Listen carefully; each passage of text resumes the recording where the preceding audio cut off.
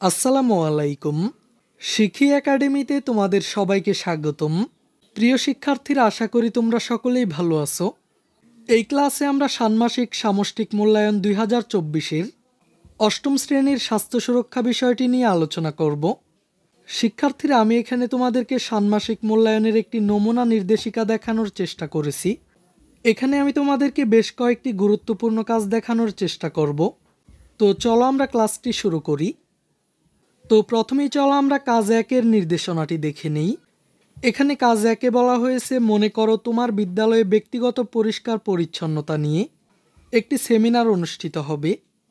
এখন তুমি সুস্বাস্থ্য অর্জনে পরিষ্কার পরিচ্ছন্নতা এই শিরোনামে একটি প্রতিবেদন তৈরি করো। এখানে আমি তোমাদেরকে এই কাজটির একটি নমুনা সমাধান দেখানোর চেষ্টা করেছি। প্রতিবেদকের নাম মোহাম্মদ রফিকুল ইসলাম। প্রতিবেদনের শিরোনাম সুস্বাস্থ্য অর্জনে পরিষ্কার পরিচ্ছন্নতা। আর এখানে তোমরা প্রতিবেদনের তারিখটি উল্লেখ করবে। প্রতিবেদনের শিরোনাম সুস্বাস্থ্য অর্জনে পরিষ্কার পরিচ্ছন্নতা। স্বাস্থ্যই সকল সুখের মূল। দৈনন্দিন জীবনের সকল কাজগুলো সঠিকভাবে সম্পাদনের জন্য আমাদের সুস্থ থাকা অতীব জরুরি। সুস্বাস্থ্য নিশ্চিত করার অন্যতম শর্ত হলো নিরাপদ থাকা বা সুরক্ষিত থাকা। ব্যক্তিগত স্বাস্থ্য রক্ষায় স্বাস্থ্যসম্মত জীবনযাপনের জন্য স্বাস্থ্যবিধি মেনে চলা উচিত। স্বাস্থ্যবিধির সবচেয়ে গুরুত্বপূর্ণ বিষয় হলো পরিষ্কার পরিচ্ছন্নতা। অপরিচ্ছন্ন পরিবেশ স্বাস্থ্য ঝুঁকির সবচেয়ে বড় কারণ। তাই স্বাস্থ্য সুরক্ষায় নিজেকে এবং আশেপাশের পরিবেশকে অবশ্যই পরিষ্কার পরিচ্ছন্ন রাখতে হবে। পরিষ্কার পরিচ্ছন্ন থাকলে বিভিন্ন রোগ মোকাবিলা করা সহজ হয়। এক্ষেত্রে প্রথমে ব্যক্তির শারীরিক পরিচ্ছন্নতা নিশ্চিত করতে হবে। নিয়মিত গোসল করা, দাঁত ও মুখ পরিষ্কার রাখা, চুলের যত্ন করা, নখ কাটা ও নখ পরিষ্কার রাখা, হাত পরিষ্কার করা ইত্যাদি দৈনন্দিন পরিচ্ছন্নতার একটি অংশ। দেহ পরিষ্কার থাকলে সহজে রোগ জীবাণু দেহে প্রবেশ করতে পারে না। শারীরিক পরিচ্ছন্নতার পরেই আসে আমরা যেখানে বাস করি তা, অর্থাৎ বাসগৃহ এবং তার আশপাশ পরিষ্কার রাখা। এর জন্য প্রতিদিন সকাল বিকাল ঘরের মেঝে, বাড়ির আঙিনা ঝাড়ু দিতে হবে। ঘরে পর্যাপ্ত আলো বাতাস প্রবেশ করার সুব্যবস্থা করতে হবে। বাসগৃহের পরিচ্ছন্নতার পাশাপাশি নিজের পরিধেয় পোশাক পরিচ্ছদ পরিষ্কার রাখতে হবে। এছাড়াও প্রতিদিন আমরা যে সকল খাবার গ্রহণ করে থাকি তা পরিচ্ছন্নতা বজায় রেখে সঠিক নিয়মে রান্না করতে হবে। কাঁচা সব কিছু ভালো করে ধুয়ে খেতে হবে। আর অবশ্যই খাওয়ার আগে নিজের দাঁত পরিষ্কার করতে হবে, কেননা দাঁতে লেগে থাকা জীবাণু খুব সহজেই পাকস্থলীতে প্রবেশ করে রোগ ছড়াতে পারে। তাই বলা যায়, সুস্থ দেহ গঠন ও সুন্দর জীবনযাপনের জন্য পরিষ্কার পরিচ্ছন্নতার প্রয়োজনীয়তা অপরিসীম। শিক্ষার্থীরা, এবার চলো আমরা কাজ 2-এর নির্দেশনাটি দেখে নিই। এখানে কাজ 2-এ আমাদেরকে বলা হয়েছে, শারীরিক স্বাস্থ্য সুরক্ষায় করণীয় বিষয়বস্তু নিয়ে উল্লেখপূর্বক একটি পোস্টার তৈরি করো। শিক্ষার্থীরা, আমি এখানে তোমাদেরকে একটি নমুনা সমাধান দেখানোর চেষ্টা করেছি। আমি এখানে তোমাদেরকে শারীরিক স্বাস্থ্য সুরক্ষায় করণীয় বিষয়বস্তু নিয়ে একটি পোস্টার দেখানোর চেষ্টা করেছি।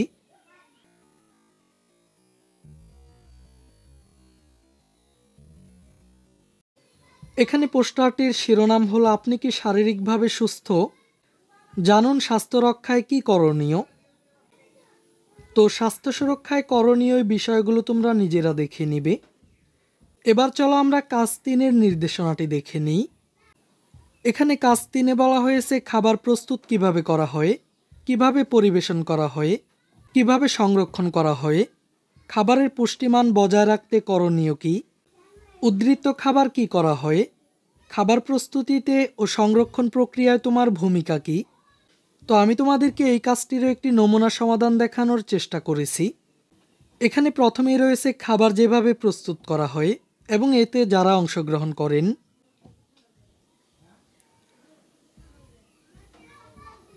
এরপর যেভাবে পরিবেশন করা হয় এবং যে করেন। এরপর খাবার সংরক্ষণ যেভাবে করা হয় এবং যে করেন। খাবারের পুষ্টিমান বজায় রাখতে যা করা হয়। খাবার প্রস্তুত করা ও সংরক্ষণ প্রক্রিয়ায় আমি যে ভূমিকা পালন করি। তো এই প্রতিটি বিষয় তোমরা নিজেরা দেখে নিবে এবং খাতায় নোট করে নিবে। এবার চলো আমরা সবশেষ কাজ 4-এর নির্দেশনাটি দেখে নিই। খেলাধুলায় অংশগ্রহণ আমাদের মধ্যে শারীরিক বিকাশের পাশাপাশি বেশ কয়েক ধরনের মানসিক গুণাবলী বিকাশেও গুরুত্বপূর্ণ ভূমিকা রাখে।